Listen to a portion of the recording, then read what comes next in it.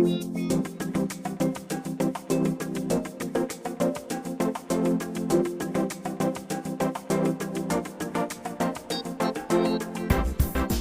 and welcome to another episode of the Hanukkah Erotica Book Club podcast. I'm Raizel and I'm joined by my stepsister and co-host, Malya. Hi, Mal. Hello. How's it going? It's great. Very glad to be here. Me too. Me too. I'm so excited to talk tonight. Lots to do, actually, because we you know what? I remember a million episodes ago I said that I wanted to start each episode with a blurb like Hanukkah Erotica Book Club podcast, where Malya and I review Jewish romance books and all things romance. Yeah, like a synopsis. Yeah, we totally forgot about it. It's so anyway, if you're new here, we review Jewish romance books mostly, but also all kinds of Jewish romance, sometimes movies, shows. And we release 2 episodes a month, and this is our 3rd season, and we're really psyched to be here. It's great. It's been great. It continues to be great. Generally, we do a little recap, and there's a couple of segments that have formed, and the report from last episode was that it was our best Seltzer segment yet. We knew that, though. At the end, we said this was the best. It was long. Yeah. It was like a full spin-off. We explored, There could be a full Seltzer spin-off. I would like that, actually. My mom was like, I'm surprised you never mentioned Polar, but I thought I do, because I love Polar Seltzer. Don't I mention the orange vanilla, how much I love it? I think you've definitely mentioned it, because we talked, I like Polar or the Yes. Do they have cans? I usually see it in bottles. Yes, they have both. I usually see it in bottles. We've definitely discussed it. Because we get it in New Jersey. Yeah. We've talked about it. I thought so. Okay, so I'm happy to talk about Seltzer and last week's episode, but we do have some business to do, which is that we received the June Jewish Joy box. We did.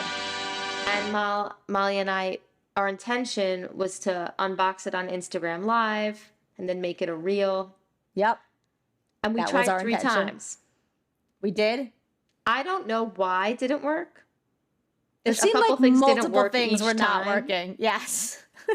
And I will never, it's very strange, but I don't know. We're going to unbox it on the pod and still make it into a reel. And I'm really excited about it. But I was like doing that Instagram Live. Did you see when I had my seltzer? I was like, I saw. What was it?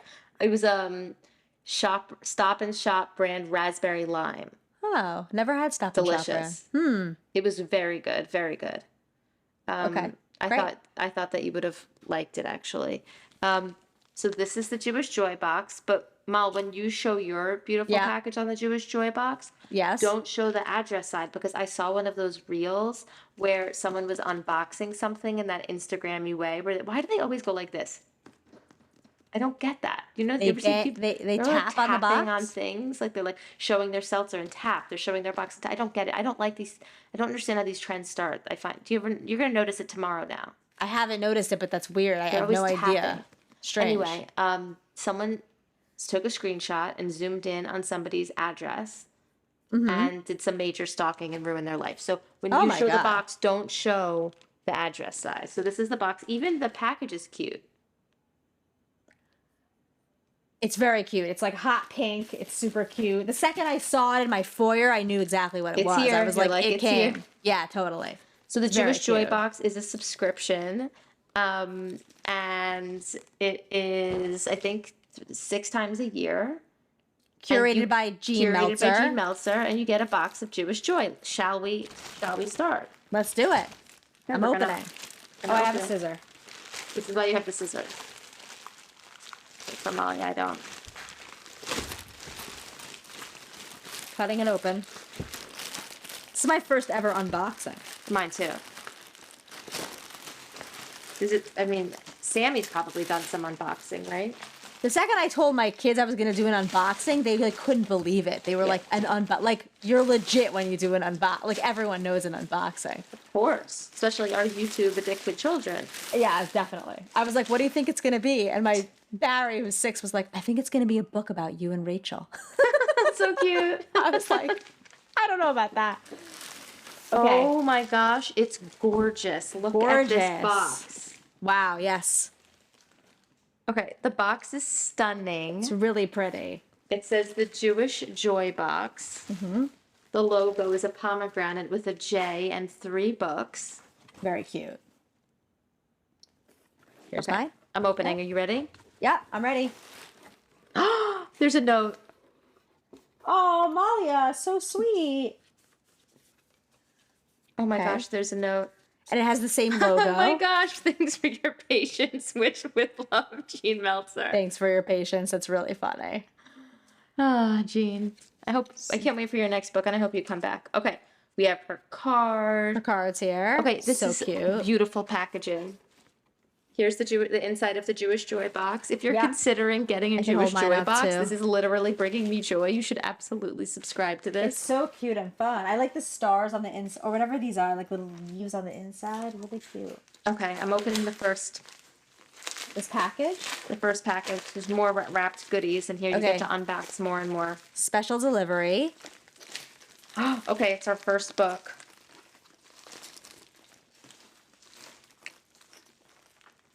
Oh my gosh, I think there's an inscription on the book. I'm struggling with my scissors here. This is so cool.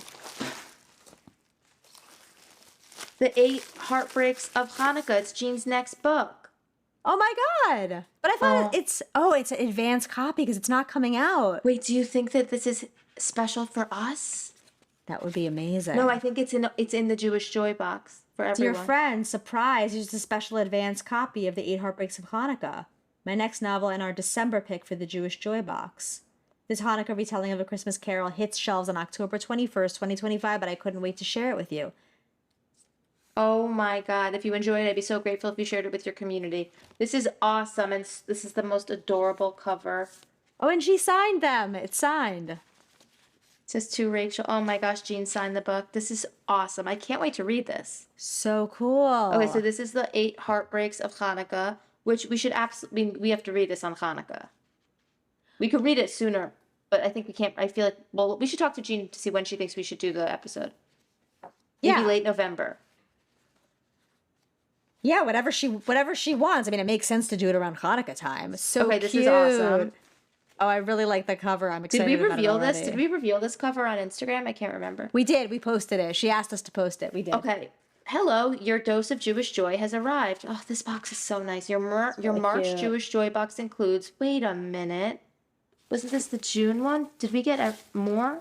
I don't know what's happening. Oh, mine says your June Jewish Joy box. Okay, read it. Oh, interesting. Read. Let's see what it says. Okay, mine says your June Jewish Joy box includes. This month's box is all about the small ways we celebrate being Jewish. Through food and reading, connection, and community, we hope this box, dedicated to the book boyfriends and baked goods we all love, inspires you to live with your Judaism joyfully. And then it lists everything that's in the box. I don't know if I should read it or if I should just pick it up Keep one by unboxing. one. Yeah. Okay, keep going. Okay, so we have 8 Heartbreaks. That's very exciting. What else do you see? Oh, I have a party game, a Jewish card party game. Wait, I feel like you got a different box. I got the March box. You got the March box and I got the June box. Okay, I'm really excited about this, but... That's so funny. Okay, I got a Jewish card game. Oh, but we which both is something Jewish Traditions could have made. It is Jewish Card Revoked, and it's flyingleapgames.com made it. A party game about Jewish culture from gefilte fish to guilt trips. So cute. Okay, what'd you get? I don't know what is the equivalent of that. Was I supposed to get a game? I don't know. Tell us everything. Okay, I got a coffee mug. Oh my the God, Jewish Joy really Book nice. Club. Okay, so cute. And it has like a little coffee mug and like a croissant and a cake. Okay, I got the Jewish Joy Book Club recipe box Oh. with Jean Meltzer's whole wheat challah recipe on a recipe card. Oh, that's adorable. And then I got Leah Koenig shakshuka and then blank recipe cards. I love Leah Koenig. Her food's amazing. Okay, that's really cool. Okay, this coffee mug is from Chutzpah Coffee Company. Use code JewishJoy for 30% off your next coffee order. That is insane because I have something crazy to tell you later. We have a new sponsor on the podcast. I was keeping this a surprise. I'll reveal it later. What? I swear. This is not a joke, but it's about coffee. Oh my God. Well, I'll tell you later. Okay, do you have another book in there? I think I do. Yeah, okay. Hold on. So do I. I'm going to tell you about the March box. Okay. Okay. The March box had that game, the recipe box, the challah recipe from Jean, the shakshuka recipe from Leah, the card game, and then a challah cover, the Jewish Joy challah cover. Oh. And I want to show you the book. I think we have 2 different books. That's fun. Look. Oh, that's gorgeous. And it's pomegranates. I love that. So sweet. Okay, tell me more. Okay, so mine has... Should I show you the book? Yeah. Oh, Battle of the Bookstores by Allie Brady. Oh, that's nice. You know, I wanted to talk about later on the podcast, I made a pilgrimage to the new-ish romance novel bookstore in Harvard Square, Love Struck Books, and Allie Brady was appearing that night, like she was doing a reading or something. Cool. I didn't stay for it, but I didn't know who she was, but I was like, this person's a big deal because there were people like sitting in their chairs like 2 hours before, like waiting for her. That's very cool. So that's exciting. I didn't realize she was a Jewish author. That's so cool. I had no idea. Okay, I have one that was actually on my list for us to read, which is Never Planned on You by Lindsay Hammeroff. Oh, cute. It's really cute. I like the cover. And then it says in the March box, there's In My Shabbat Era Bookmark and Temporary Tattoos. Oh, and I have another book also. What is in there? Teacher of the Year. Oh, that one looks good. I think that's a queer Jewish romance. Looks like 2 guys on the cover. Cool.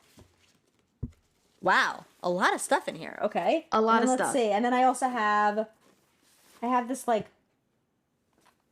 book pouch. Oh, cool. With like a little croissant stuffy guy. Oh, that's cool. Stuffy, is that a word only like parents and little kids use? No, I think stuffy's the thing.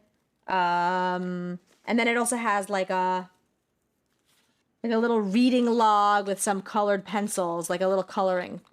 Like a coloring bookmark or something. Like a coloring bookmark with some colored pencils. Cute. This is insane. Listen, this podcast is not sponsored by the Jewish Joy Book Club, but if you're feeling like you want to treat yourself or get someone a really beautiful gift, this is really a box filled with Jewish joy. I'm not kidding. This is crazy. Look at all this stuff. So fun. Well, it's crazy. It's really fun. That was a great unboxing. You. Thank you, Jewish Joy Club. Thank you, Jean and Jewish Joy Club. So fun. Okay, we need to discuss how we're going to assimilate all of this into all the books into future episodes. Yeah, for sure. That's exciting. Wow. Cool. Okay, that was awesome. Very fun. Should I tell you about I'm going to tell you about the sponsor at the end of the episode, but listen to the end of the episode, everyone, to listen to the story about how we got a new sponsor and who the sponsor is, please, because it's a good one. I can't wait. I can't believe you dropped that at the beginning. Now this is a cliffhanger. Okay. Also this is big. This is a big episode. It's really cool. Okay. So, I wanted to tell you something else as we were talking about the Jewish Joy Box. Now I can't remember what I was about to say. Okay, yeah. A big takeaway from last episode, Thong of Thongs, 69 Sexy Jewish Story by Kitty Kanish, is that I think some people think that I'm onto something with KK Hendon and Kitty Kanish being the same person. That's a good theory. It's not quite as good as my theory about Jonah Platt's podcast being inspired by us, but it's up there. Right. It's up there. No, it's a very good theory. It's good, yeah. I think it's valid. I really enjoyed Thong of Thongs and talking about it with you. It was a very fun conversation and a fun book. Yeah. And I hope she writes more. Me too. KK or Kitty Kanish or both. Either or both. Obviously, KK Hendon I miss even more than Kitty Kanish. That goes without saying. She's the OG. But for us. But Kitty Kanish too, because she seems like she's having fun and she's very creative. Yeah, for sure. Anything else you wanted to catch me up on? Yeah, so okay, I did want to say, like I said earlier, I went to Boston for a day for a conference, and I, in my like 1 hour of free time, I made a little pilgrimage to Love Struck Books, which was very cute, and I was live I don't know what, Texting. texting. That's not live texting, I was just texting in real time photos of the bookstore to Rachel and William on our I loved it. text thread, which, that was like mildly awkward because I'm just wandering through a bookstore alone, but it was really cute. But what I wanted to tell you that I didn't mention is, okay, so I've been rehearsing how to tell you this part in my head because I really want to keep it completely anonymous. But basically, I left the bookstore and I went to my work this conference that I had for work. I didn't really know anyone well. I was presenting with people from other places, but there was this one woman who I do know, and I know her to be a single divorced mom. And at the dinner beforehand, the night before, I just noticed that she was talking at length to a male presenter who I've seen around conferences before, who's like a cute guy. And I was like, they seem to be talking for quite a while. And then like the next day, they were kind of talking throughout the day. And then at the end, everyone was kind of like parting. And I started to think like, that would be so cute if they like struck up a conference academic romance, and like they live in two different cities, but they could probably both travel to other conferences to meet each other. Maybe they could have under the guise of like collaborating on co-authoring a paper. And then at the end of the day, everyone was parting to get their trains, and they were saying like I went over to say goodbye to her, and she was kind of saying like a lingering goodbye to him, and he was complimenting the paper she had presented, and I was just like, oh my God, like maybe I'm really onto something. And then I was like, is this the romance novel that I need to write? This is yours. Like, and have I been just like viewing this whole conference through the eyes of the bookstore that I visited at the beginning? Like the whole thing was colored by Love Struck Books, I feel like, because the whole time that's just what I was thinking about. And then I was even Googling him afterward. Like I got a little too into it, but then I never really related when you've said, first you thought you wanted to write one of these, and then you were like, well, just read them. I was always like, I don't really want to write one of these. But for the first time, I was like, does this exist? Because maybe this is my edition. Well, here's the thing. A couple things. One, I don't think that it does. Two, if it does, the thing about the romance reading community is that if it does and people like it, they want more of it. It's like they want the same tropes. Like an academic conference trope, it really sounds good. Incredible. Come on. He was wearing like a sweater with like patches on the elbows. Like, it writes itself. It's incredible. I think it could be really good. I was really into it. I've like lived many years through the lens of a romance book. Like, I think I've said this before, and I think we talked about this with one of the authors, but like I kept having the experience where I'd be like, this is a book. But then I was like, no, this is a scene in a book. This is a scene in a book. Like, this is maybe one aspect of the book or one theme or the trope or whatever. But by the way, that is a full book. But I'm so excited that A, you had that experience. B, you definitely have it. You must. This is the book. I'm really contemplating it. I think it would be really good. And that conference would be one scene in the book, but the book would be... Or multiple. Maybe they're in and out of the conference, or maybe they find each other again. And Yeah. I have to develop it further. That's good. It could be really good. Very good. So that was that felt like a new like era for me. Yeah. Absolutely. Yeah. You've turned over a new leaf. Yeah. I'm in it in a deeper way now, I feel. Yeah, you're watching these people flirt all weekend and you're like thinking about all the different ways this could be woven into the plot. Yeah, I'm like, I want to see more. Like I want, then I had to leave, and now I'm like, I'll probably never hear about them again, but I want to. The emails. Oh yeah, the emails, the friend requests, the emails, LinkedIn, the LinkedIn dots posts on the text. Oh yeah, LinkedIn. That would be really funny. We've never read a book that incorporates LinkedIn. Yeah. See, that's original. It is. Okay. It absolutely is. I'm writing that down. Relatable. Yeah, of course. Because there's a lot now also in like, because of Bookstagram and TikTok and like Book Talk and whatever, where there's like books that have some of those themes, like DMing and reels or TikToks or whatever, and comments. And the more relatable, the better. Right.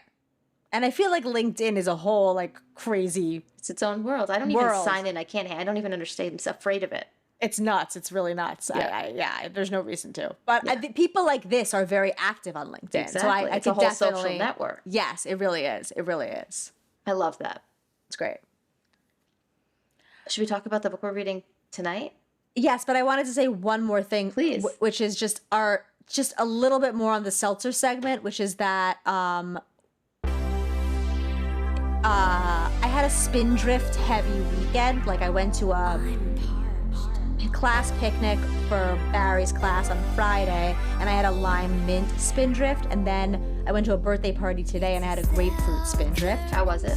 I liked them both. I know people that. say spindrift is another kind of like another I don't know, category because it has juice in it. Yeah, no, it's delicious. To me, it feels like more of the same. I mean, it's good, but it's in the same. Of course. It's in the same variety of options. I don't know. It doesn't feel like its own thing to me, but I liked both of them. But I was also thinking like the picnic on Friday. It was like in Prospect Park, and someone had brought like a Yeti backpack. Seriously, those are the real heroes. That's what I was gonna say. I was like, literally. I didn't even know who it was, Rachel, because They're so got dedicated. there. I am so grateful to them. There's just a backpack labeled Seltzer. I don't even know who brought it. I couldn't even thank them. They're a quiet hero. Literal hero. I'm so happy you brought this up because I had the opposite experience and it really caused panic, and then I created panic with other people. Oh no. Which is that I was at a birthday party last weekend and saw people drinking delicious drinks, a ton of different cans. I could not find the source. Oh no. And I went up to a friend, a parent in Jonah's class, and I was like, where are the drinks? Yeah. She's like, I know when you see one and you just need one. She's like, I think somewhere in the back. I went to the back, I come back, they're not there, can't find them. She's like, I'm like, have you seen them? Did you know they were in the back? I spent the whole party without a beverage. I could not find them. I never found them. Oh my God. She didn't either. Well, that's upsetting. To schlep a cooler to Prospect Park, or even, I'm telling you, now that I'm in the suburbs, even the people that bring a box to a party, you're a hero. Totally. You could bring something light. Yeah. And you're gonna carry a box of seltzers, even in your car, even in your trunk, and then bring it to the party. You're carrying a 12-pack. It's very thoughtful. It is so thoughtful. You know, everyone wants that. Of course. You know, you want it. That's part of why they're bringing it too. They need their own. Yeah. Good. You have empathy and understand everyone's gonna need that delicious seltzer. The absolute party heroes. It's amazing. I was just marveling at that fact that someone had done that. It's a true. I mean, I don't know. I agree. And I didn't even know who it was to thank them. Like it's a real. We thank you now if you're listening. I can't believe your kindness. How many would you say were in that? Oh, good question. 20? Yeah. Amazing. Who even has that Yeti backpack? Who buys that thing? I do have a cooler backpack. I love it. Oh. Yes. Are you ever that person? I've never done that thing of seltzer. The cooler backpacks for like beach days. Okay. I'll fill up for us, but I've never just showed up to a kid. I've never been like, we'll bring the seltzers. This person had taken a piece of like painter's tape and written seltzer. Yeah. On it. I mean, they're a character in my book also because I love them. Absolutely. I want them to be my best friend, but I wish I knew who they were. So really, I salute. It's like in Judaism, but it's like if you do the burial rites for somebody, it's like the truest chesed because they can't repay you. Yes. I feel like this is the modern equivalent of that. Yes. They've done a true kindness. Yes, they don't. The person who received it doesn't know who did the mitzvah, and it's amazing. It's the highest level. It's amazing. So I just salute them, and that's what I have to say. As I was parched at this children's birthday party, completely parched, seeing everyone drinking a variety of delicious different flavors. That sucks. I was just walking around in a panic, excited to tell you about it.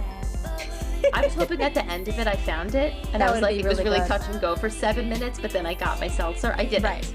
But you couldn't find the people whose party it was?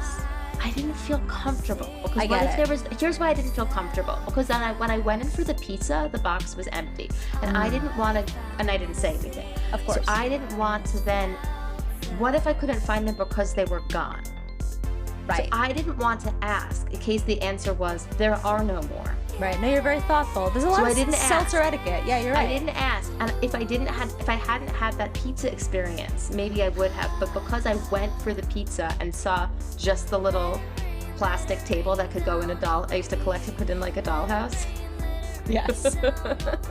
The doll's table at the center of the pizza. Yes. And some wax paper, Sure.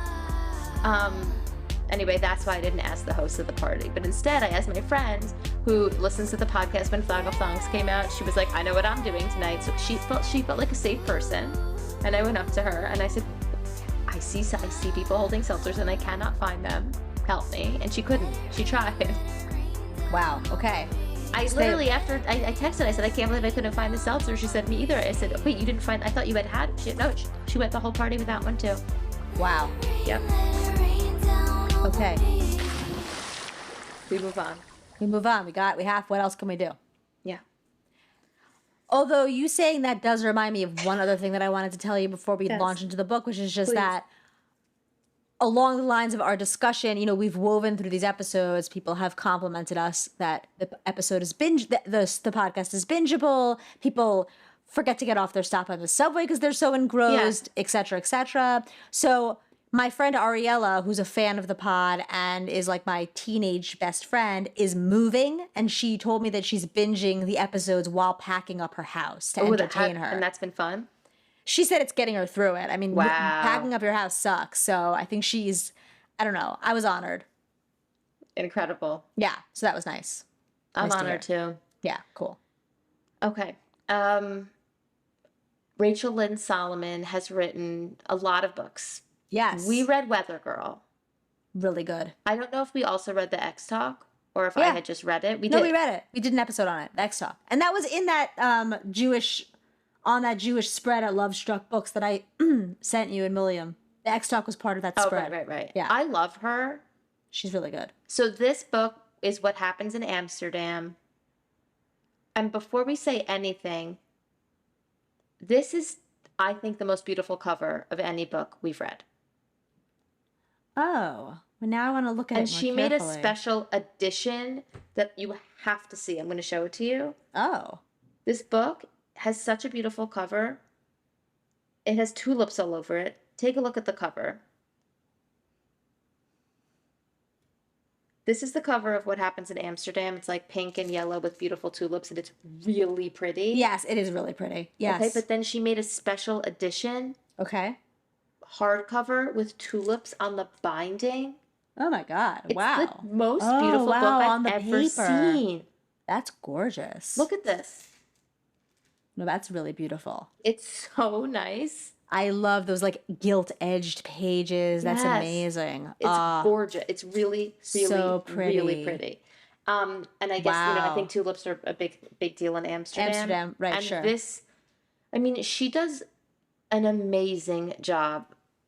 This book is, Amsterdam is a full character in the book. She does such a beautiful job painting the most gorgeous picture of Amsterdam. Okay, so this book is about Danny Dorfman, who leaves LA after a weird breakup and getting fired from work situation to start over fresh in Amsterdam where she's never been. Yes. And just like picks up her life. She's very close with her family, her parents. She's been pretty sheltered. She's really close with her sister and her sister-in-law, her sister's wife, who they're super tight. She has a whole world in LA, and she decides to up and leave, get a job in Amsterdam, and go and get an apartment. Yes. And look, the book starts with her landing, basically. Yep. In this new life in Amsterdam. And so she's exploring Amsterdam for the first time. She's learning it for the first time. She's falling in love with Amsterdam. So we do. Totally. And I've never been to Amsterdam, and I wouldn't know one thing about it except the very obvious stereotypes. And I felt like it did exactly that. It fully painted the picture for me in a non-stereotypical way. Like it made it into a real city. Yeah. It was so the museums, the food, the streets. The way that the houses are like tilted and like crooked teeth and a mouth, but like hold each other up. Yes, that was such a vivid image. The water, the windmills, the food, the flowers, the bikes. the biking around without a helmet. Like, it was so gorgeous. Yes. She's so good. Everyone should read Rachel Lynn Solomon. She is such a good writer. She's also written a bunch of YA, which like I was almost afraid to read because I felt like it was going to be like so much. Like I almost thought I would love it too much. Like I felt like the love was going to be so angsty and like amazing. I just was like, I'm afraid of her YA being too intense for me. Wait, have you read it? I'm going to read it. No, I'm going to. Okay. Does it have Jewish representation also? I believe so. Oh, cool. I read Business or Pleasure, which I don't think we read together, but I think I've read all of her adult rom-coms or adult romance. The other thing about her is this mental health representation and like real people. Yeah. Yeah, all the books we've read, it's really, she has complex people who have like interesting things just in their past, little like, just like you said, real people, difficult things through their lives that they talk about. For example, in this book, Dani, by the way, I feel like we don't read that many books about short girls, and we're both short girls. True. But Dani's 4'11". That's right. She was a micro preemie, and being a micro preemie has shaped who she is and how her parents have parented her. Yes. And she has a port wine stain on a big portion of her face. Right. And so that those are all things that come up and have shaped her identity in some way, I would say. Totally. And it's great because it's like the book is not about those things, but they're part of who she is, and I felt like they were woven in and built her character in a very organic way. I completely agree. It's like people stare a little bit too long or make slightly like it's there. Yeah. But it's not like every interaction she has, it's mentioned or anything like that. Right. No. The thing about them being a micro preemie, kind of getting in the shaping who she is or shaping how her parents parented, it's like they are very overprotective, but she lets them. It's like that's part of why she had to move. She's medicated for depression. They're immediately she lands and her mom's sending texts like I read the names that you have to get an appointment because the medication might be called by different names and blah blah blah, and it's like there's something about an anxious Jewish mom that's very relatable. Totally. But I also liked how she talked about how like they're overprotective, but it's almost like they're so glad that she's alive that they don't put any pressure on her to do anything, is what she feels like. It's like whatever she does, they're happy. They're just like, come home, be happy, do whatever you want, relax. There's no like push to excel in any way. And she feels like that's a little stunting almost. That as 100%, because she feels, there really is a lot about this character that is relatable or like, just so real, where she's the kind of person to like get really into things but never completely follow through. Yes. I feel like we've talked about this before where I'm like, I'll make earrings and then I like buy a bunch of beads and pliers, like 2 different kinds of pliers and wires, and like make one pair of earrings. But I'm like, this is a hobby. I'm going to make earrings now. And I just have like a drawer of random pliers and wire that will never be used again. Right.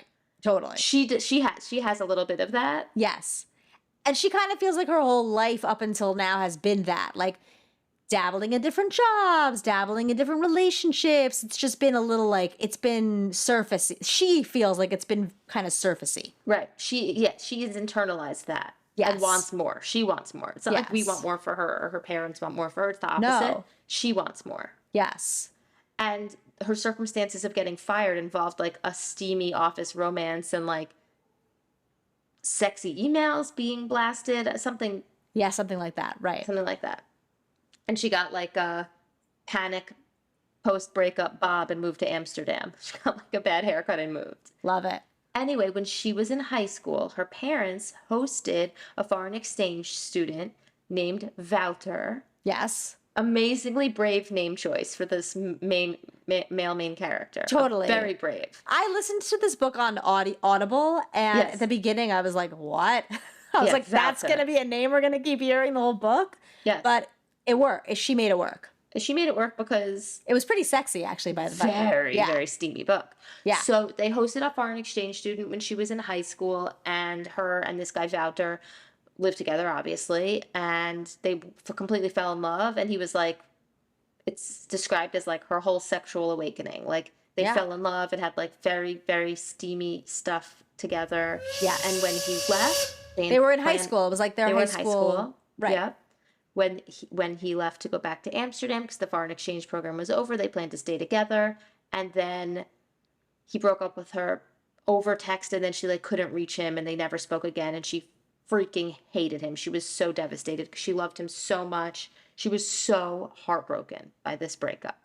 Yes. Also, I'm still not completely understanding why the text was something like, I realize I need someone who is more ambitious or something like that. I that never came. I don't know if I missed something in the book, but I don't understand. I don't either. I was going to ask you the same thing. It didn't completely come together for me. That part didn't come together. I don't understand that, except that that's so mean based on like the way that her own self-esteem and her self-image. It's like kicking her while she's down.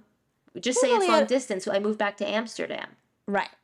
It's not going to work. Why you want someone more ambitious? Right. Who cares? Like, why send her like a final criticism when you're saying goodbye? Exactly. That's just like, maybe it was just like he was 17 and he was just being an asshole. I know, but it like really impacted her self-esteem as she continued to move through life and school and careers. Yeah. I still don't get that part. No, never do I. That was especially because he really like it was mutual. Like they loved each other. Oh, he loved her. Yeah. And then suddenly for her perspective it was just like shut. Right. I wonder if we missed something. Maybe we did. I don't know. I don't get that part. That why he broke up in that way is the only thing I don't understand. Anyway, that was 13 years earlier. She moves to Amsterdam. She's exploring the city. She's trying to find bikes that fit her, but she's 4'11", so it's really hard, and she needs a kid bike or a granny bike or blah, blah, blah. She's exploring the city. Also, they don't use helmets, which her mom thinks is nuts. Also, so do I. And they're biking around. They're biking around. She's biking around the city. She gets into a crash. Boom. She crashes into who? Wouter. Yeah. Love that. Amazing. I love it. There's like, I always go back to, oh my God, what was their name? We read a couple of queer romances by them, and then they wrote us a really generous email. Roz Alexander wrote us something in their email that really stuck with me, where it was like, the scenarios in these books don't have to be real. It's the characters that have to be like, you have to believe the feelings, not necessarily the action. Yes. And that never occurred to me before, but it made so much sense and it really stuck with me. And I feel that about this book. Like there's a bunch of just sort of like ludicrous scenario, like that scenario is a little ludicrous, but it doesn't matter. It's fun. And the characters are so good and deep that it's not important. 100%. So they get off on the bike, they go for whatever, coffee or a drink, or they whatever, they connect. She's feeling feelings, I think he's feeling feelings, but she's like pushing them away. She doesn't want to feel these feelings, and then something insane happens, and the premise of this book is nuts. Yes. Because alone, whatever like already what we're saying is crazy. Like, second chance romance. And it's also like, she kind of chose Amsterdam because of him. And not that she thought this was going to happen, but like it was in her mind. Like Amsterdam was sort of like a road not taken. Right. And he had planted a seed about how beautiful it was. So she really did she was really curious. But she wasn't going to Amsterdam to find him. No. It's not a book about a person who gets off a plane in search of Wouter. She isn't at all. Right. Okay. What I didn't mention was how shitty her apartment was, but I also think that's like an Amsterdam thing. Like she gets into an basically unfinished apartment, but then she learns that night with Wouter that's like normal. Like it's normal to get an apartment there and then need to buy your own flooring, which honestly made me laugh out loud. Like laminate or flooring and then take it to your next apartment. That seemed insane. Yeah. That's like, I'm assuming that's true because all of this seemed very detailed and whatever, but that's a weird cultural thing that is correct. What if your next apartment has a floor, or what if the floor doesn't fit? That doesn't seem to make any sense. This random flooring is going to fit in the next apartment. Right. Hilarious. So he's like, I have an apartment within my house. Yes. But I think that you should. My family. I own a building basically, and you can rent. I have a free apartment. Yeah. A vacant apartment. Cheap rent. You should come live in the apartment. Right. I'll give you like basically he's like, I'll give you a discount. Like I'll make it affordable for you. Right. She does it. Sure. How could she not? He wants the house. The house needs to be inherited. Is what's happening that they have this fake marriage? Yeah, he needs to be married for some clause to be able to inherit the house, right? Yeah. He needs to be married and he makes a proposition. Let's get married. For the sake On of me, paper, yes. for the sake of me being able to get this house. Yes. I feel like we'll keep this anonymous, but that someone we know had like a green card marriage for something, and I don't remember the details surrounding it. Wait, now I don't know who you're talking about. I'll tell you offline. Okay. I can think of a couple people. Oh, really? I can think of a couple people, but I don't know who it is that the couple people I'm thinking of, I don't think you know, so I'm not sure who you're thinking of. Okay, I'll tell you later. Okay. I don't know the details surrounding that either, but it wasn't about, I don't think, like getting a house. But anyway, here, Voucher wants his house. He loves It made me this think house. of Sex in the City. Do you remember there was that episode where Stanford had to be married to inherit? It was a similar thing. His grandmother required him to be married to inherit like their WASP family fortune. Oh, and no, I don't remember that. She was pretending to be his girlfriend or his fiance, and in the end, the grandmother was like, "I know my Stanford's gay. Like, what? Right. What are you doing?" Right. So they get married. Yeah. And they're in an entire and then they move into the same apartment within the house. Right, of course. But they're like growing closer, and it starts getting hornier and hornier. There's also a funny she moved, this has nothing to do with the main plot that you're telling, but she moved there. She was sponsored by a startup that hired her and sponsored her. That was why she was able to come. But then like sort of, I thought this was very funny. Like this like kind of tech startup. You don't know exactly what they're doing, like, but there's some kind of tech cool startup and everyone's getting like catered lunches and whatever. And then like abruptly they just go under. Like, yeah, she loses her job instantly. Instantly, like within a week. All of a sudden, like people keep leaving, and then one day everyone just starts like running for the door. Yeah. That scene was very funny to me. Very funny. But even like when she gets there, she doesn't know what to expect, and she's like barely had communication. And someone's like, "Oh, hi, sorry, we don't have a receptionist. We lost our receptionist." And she's like, "It was vague enough to not know. Did the person die? Did the person quit? Yeah. We lost them." Yeah. In the end, people are just like crying by the stairs and like running out holding like office stuff. Yeah. That was just very funny to me, and I felt like it was like like I could see that in a movie. Like that was very funny. For sure. I think all of Rachel Lynn Solomon's books could be series or movies. Totally. And she's a great writer and can absolutely do that. I wonder if her books must have been optioned. I wonder why none of them. I don't know. They're so good. Anyway, and this really could be. This was like very cinematic. Absolutely. And romantic and like funny and sexy, and you're really waiting for it. Like she really built it up. All her books have this. The X Factor had a really good slow burn too. They all do. She's good. That's her thing. Yes. So, anyway, there's a fake marriage, which also gets her to. What's in it for her is it gets her to be able to stay in Amsterdam because she's unemployed. That's why you remembered that. Exactly. Yes. And then it gets him to get the house. They're in the apartment together, but they're like, look, she's becoming close with his family. She's simultaneously like making friends in Amsterdam. They're growing closer. It's like all this stuff. Right. There's very thin walls. There's a solo sex scene with thin walls. Yes. They're like trying to keep boundaries up. She's very boundaried at the beginning, which sort of hurts his feelings, and he doesn't. But it makes sense. I mean, like, of course she's going to be boundaried. Like what? Of course. Yeah. I love her family group chats with her parents, and I also love her relationship with her sister and sister-in-law. Yes. They're really fun. Like I love the way she writes the group chats. I love the relationships with her family. Her family comes to visit, and they have like this, they make that comment, which I always feel, which is like, sometimes when someone lives far away, the time that you spend with them is so rich that it actually feels like you get to see more of them than someone who lives close. Totally. I always experienced that growing up with my sister in Israel. It's like we would have these like 1 or 2 times a year, but they were very, very rich and condensed times. Yes. Which is really powerful. So you kind of see some of those trips, but then her parents surprise her to come for the wedding. Yes. It blows up. In that sort of like rom-com way where there's like a lack of communication and you're so frustrated because you know they both love each other and just want to be together. Yes, totally. Yeah, that's part of the slow burn is that it's like, it's apparent where it's headed, but you're just like, you just want it to get there. Right. But At I one point wasn't. they start having sex even though they're like not really in a real relationship. Yes. The sex in this book is steamier than the sex in her other books. Yeah. Yeah, it It's was. hot and heavy. Yes. I had some There's fast a forwarding. lot of dirty talk. I had some fast forwarding to do on Audible. Yeah, there's a lot of dirty talk. There sure is. 30 seconds, 30, Yeah. 30, 30. Her Jewish identity's referenced, like the fact that she's Jewish is referenced, but this is one of those books where it's like Jewish representation in the main character and not as much Jewish content. Yeah, it's pretty minimal. They talk, like, there's little, like, she talks about, like, her synagogue making a meal train for her parents when she was a micro preemie, like, little things like that. But that's nice, like to be able to be involved in a synagogue enough to make a meal train when your baby's born is like some level. It's like pretty significant level of involvement. I feel like.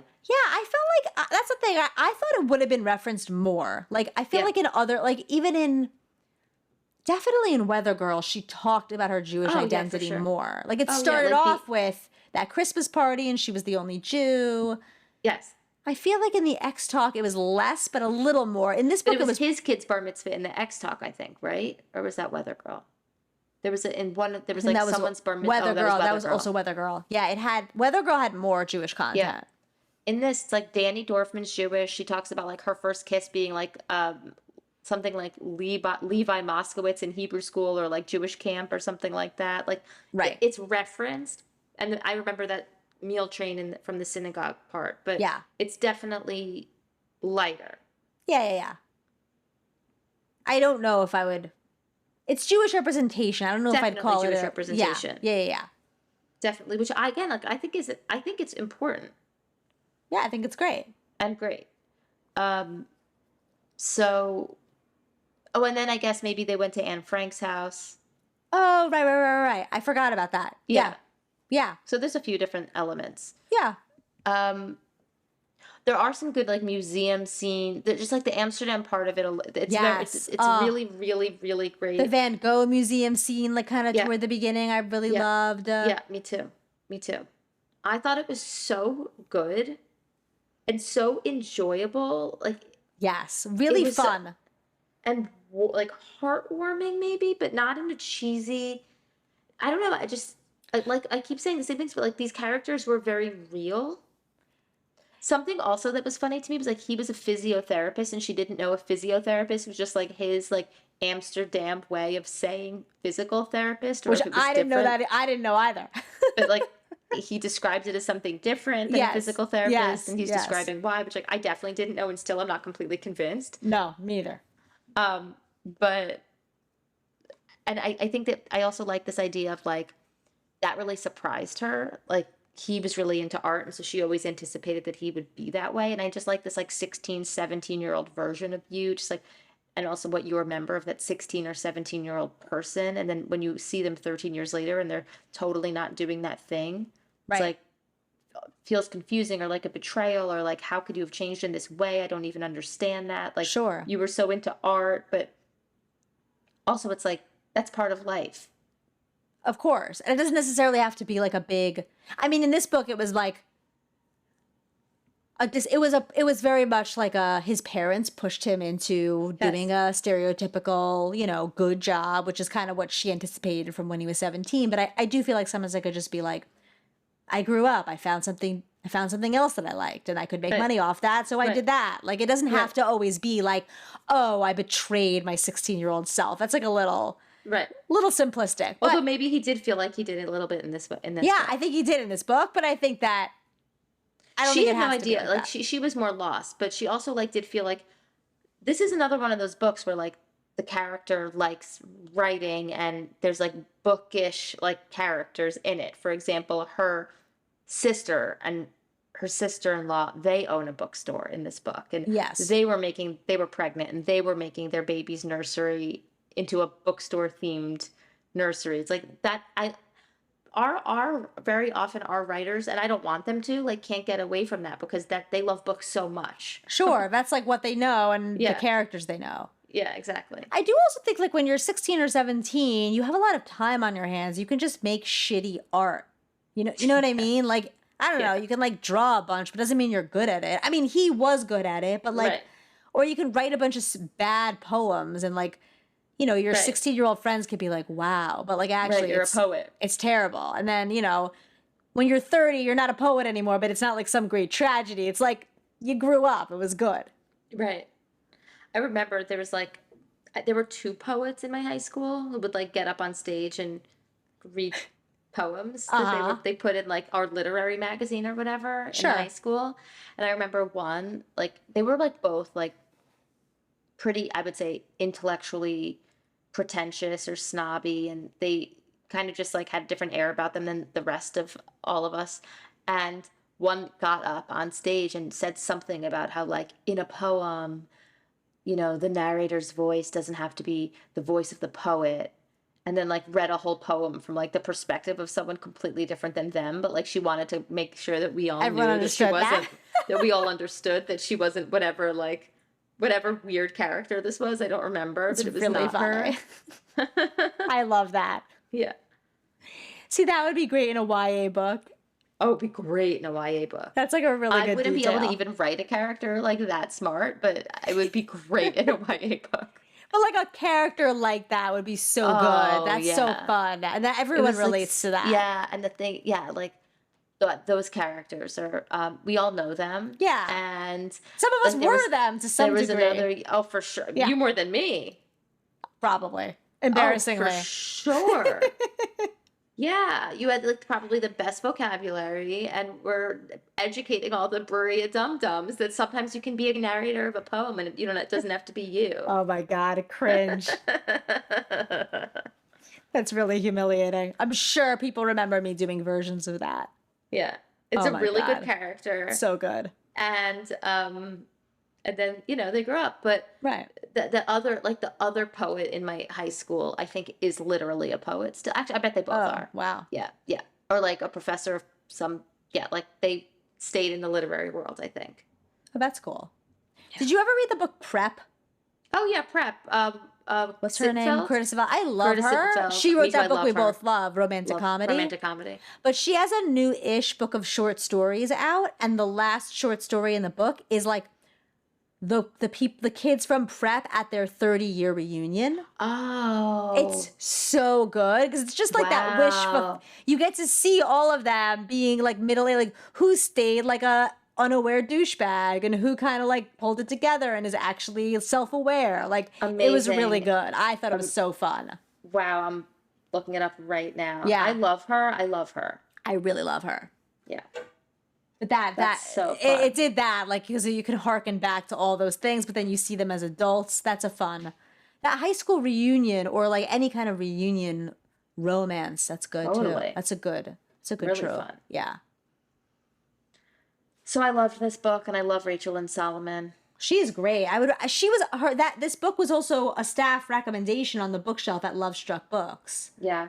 As it should be. It was as it absolutely should be. It was very fun. She posted a few stories. Like she did it. I think I told you this last time. Ask Me Anything about what happens in Amsterdam. So let's see if there's anything interesting. Can you share with us something unique about this couple's relationship? She said, Danny and Wouter are one of my favorite couples I've written. I think the most unique part of their relationship is the way it started. Wouter was a Dutch foreign exchange student living with Danny's family in the U.S. dating. His host's daughter was very, very forbidden by the program, but they spent so much time together that their feelings grew and grew. They had to keep their relationship a secret, but they became each other's first everything, and that's impossible for them to forget, even after he broke her heart. He was off limits when he was living in her house, and now 10 years later, she's the one living in his house, and they're still trying and failing to fight those old and new feelings. So I like how she explained that. On the spice scale of your other adult books, where does this land? Well, she says it's way spicier, and we know that it is. It is, totally. I like that she did that. Spiciest book yet. Yeah, it's true. There's definitely, someone asked about mental health representation, which there absolutely is in this. Mm-hmm, mm-hmm. How gone is Wouter for Danny? She says very much a he falls first scenario. But I think she seems like she has feelings the whole time too. Totally. I think you're seeing it through her eyes. Like, I think to us it was obvious that he had the feelings too. I think they were in sync. They just didn't realize it about each other. Like you said, it was all miscommunication. She just was boundaried sooner. Yeah. How do you pronounce Wouter's a question? Hilarious. How'd you choose their names is funny. Okay. She says when she was drafting Business or Pleasure, she realized that in her last 3 books, these were the names: Ari Abrams, Barrett Bloom, and Chandler Cohen. The alphabetical was accidental, but the alliteration was because she likes it. So that's how she came up with Danny Dorfman. So cute. But the ABC was an accident. So then she went with crazy. D. It's really cute. What are some little things from living in Amsterdam that you pulled from the story? The struggle to find a Dutch bike when you're under 5 feet tall and living in the tallest country in the world. The joy of eating fries in a cone with a tiny fork.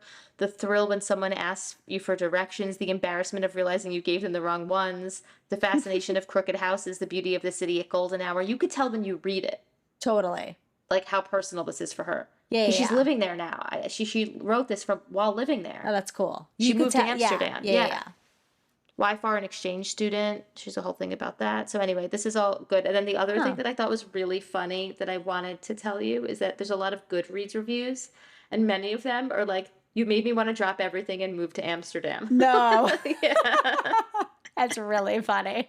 It cracked me up. Okay, like multiple reviews like that. Like, I want to blow my whole life up, move to Amsterdam and meet someone. Wow. Like multiple reviews. It's very really funny. Yeah. It's like, remember that book, Eat, Pray, Love?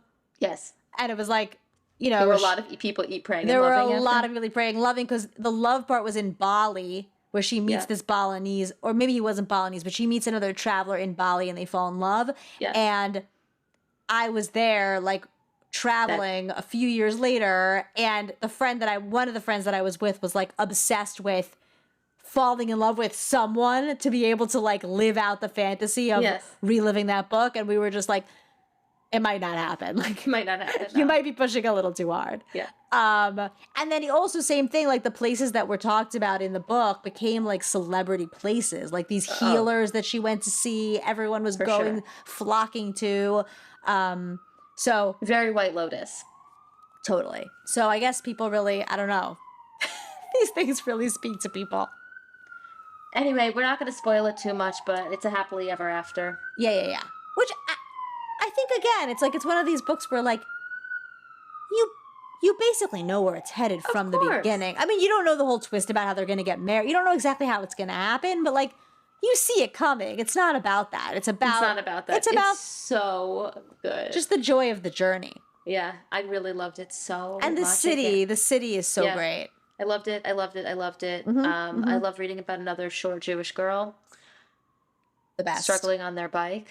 I really relate to really that. Really relatable. I can't even ride a city bike, even when I lower the seat all the way. My feet are like, I'm straining to reach the ground. I know. It's not good. It's not safe. No. Definitely not safe. Kids' bike's definitely more comfortable. Yeah. I need a kid's bike with the streamers. That's what I need. Exactly, in a basket. I saw someone, though, riding through Tribeca the other day with a basket filled with flowers, and I was like, oh, wow. You are really doing the exact thing you're meant to be doing with that basket. Fresh flowers, just pouring out of their basket. Wow, yeah, okay. I know. I love New York. That's great. Okay, I love this book. We are reading next. Mm-hmm. Let me find the description of the next book so our listeners can hear it. And then I cannot wait to tell you about an experience I had 2 weeks ago and who our new sponsor is. So please, everyone keep listening because I have something to tell you all.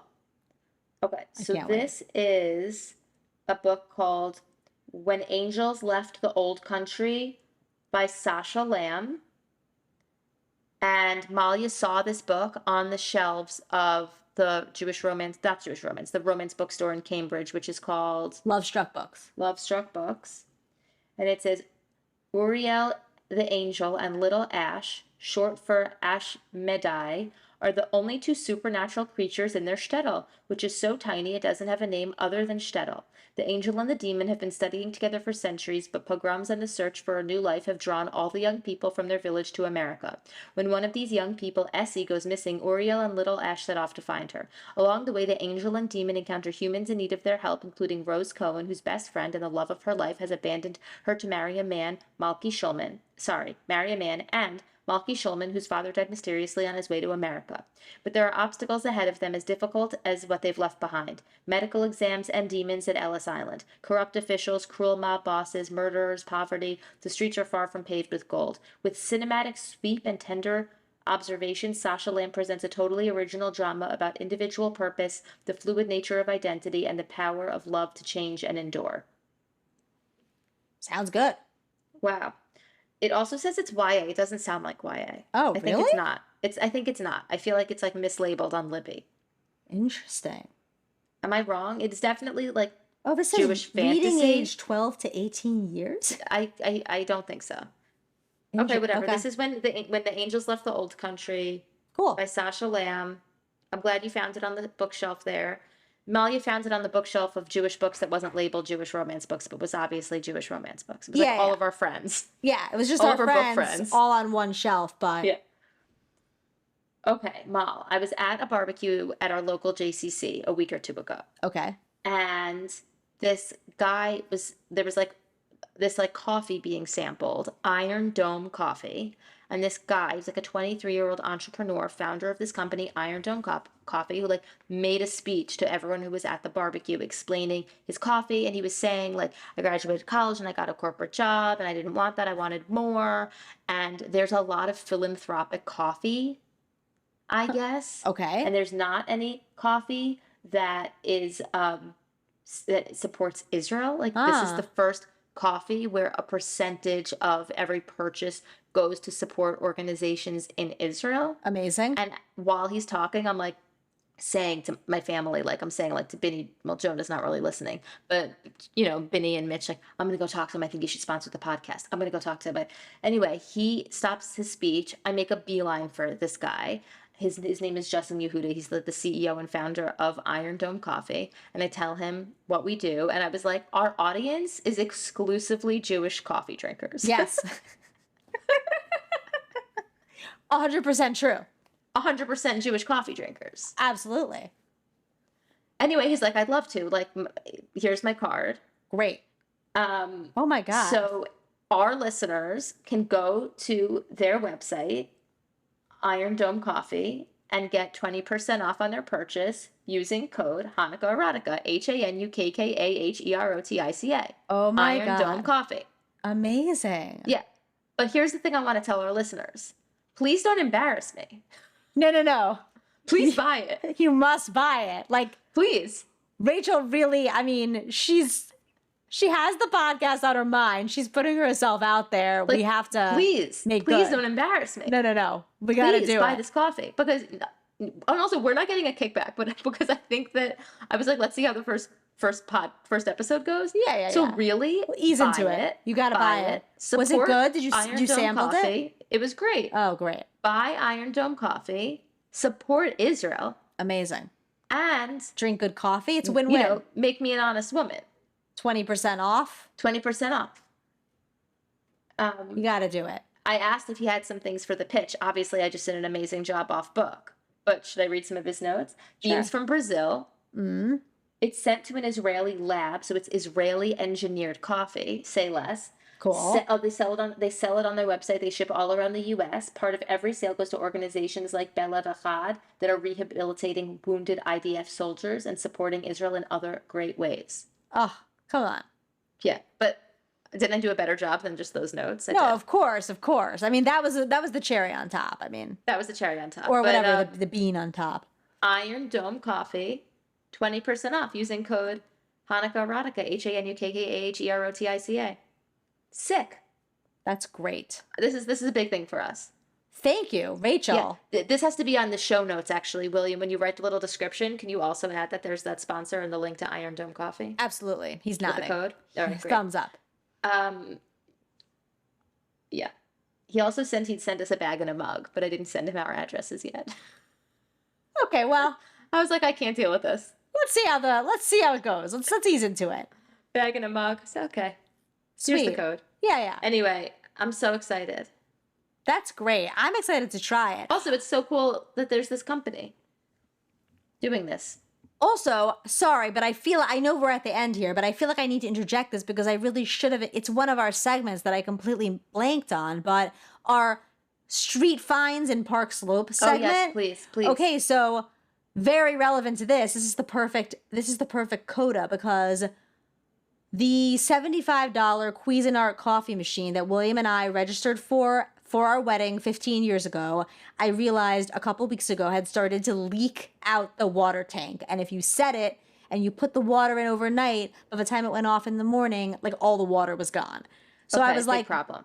We need to order a new coffee maker. So I'm like, should we upgrade? Should we look for a $200 model? Should we look for a $300 model? I'm sending William links. William's like, let's just give it a few days and see what the neighborhood provides. Oh, I was my like, God. Okay. When I hear that, I mean, I know my place. So I wait. And sure enough, within a week, William comes home with a Breville grinder and brewer coffee maker. Breville. I looked it up. It's $350 on Williams Sonoma. Was there a note? Did they, because sometimes. Yes, there was a note, works perfectly. Oh, wow. What do you think happened with them? I don't know. We were theorizing about this. Like maybe. I have two thoughts. What are yours? So maybe they got an even better one. Like maybe they leveled up to like 1,000. Yes. They have all these crazy things or whatever. Also, there's a thermal carafe, which is great. It is like the design. It's a little difficult to pour. Like toward the end, it gets a little drippy. So I was like, maybe they're very, maybe that just got to them. That annoyed them. And they were like, whatever, try something else.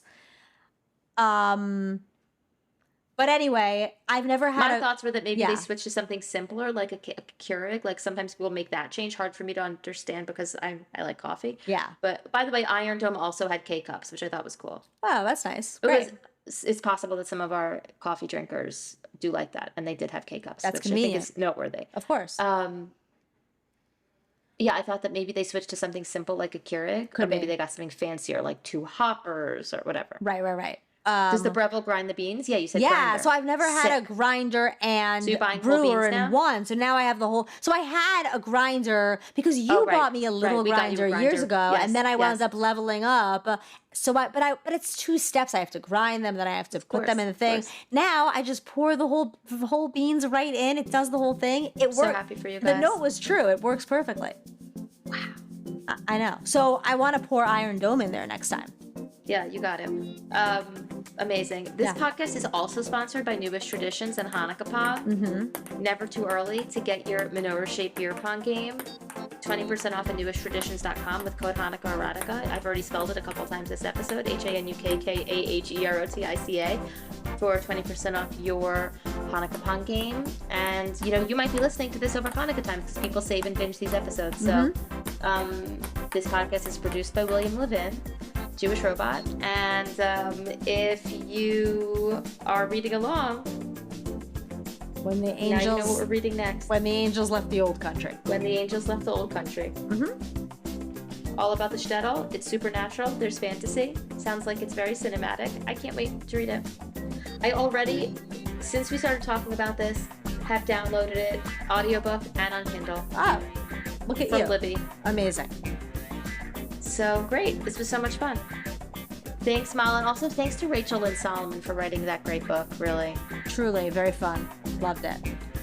All right, good night. Good night.